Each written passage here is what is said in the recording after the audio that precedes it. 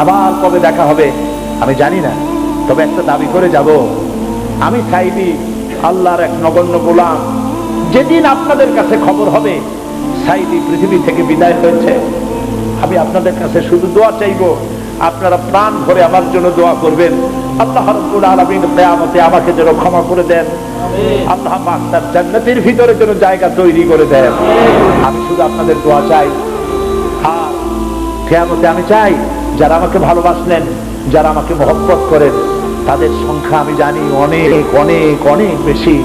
আমি আল্লাহকে বলবো, আল্লাহ আমাকে যারা ভালোবাসে এরা আমার মায়ের পেটের ভাই না, এক জেলার মানুষ নয়, অথচ আমাকে ভালোবাসে শুধু দিনের জন্য। মা বোনেরা ভালোবাসেন, মা বোনেরা আমাকে টেলিফোন করে বলে, সাহেব আপনি ডরাইতে না, কাঁদতে এবং টেলিফোন করে আমার কাছে আমার জন্য আমাকে দোয়া করে। আমি আপনাদের ভালোবাসা ভুলবো না। আমি আল্লাহর কাছে বলবো, রব্বুল আলামিন যারা আমাকে দিনের জন্য তোমার জন্য ভালোবাসে, কিয়ামতের দিন আমরা যেন তোমার জান্নাতে এক জায়গায় থাকতে পারি, তৌফিক দান করুন। আমি মাগরিবের নামাজের পর আপনাদেরকে নিয়ে আল্লাহর কাছে দোয়া করতে চাই।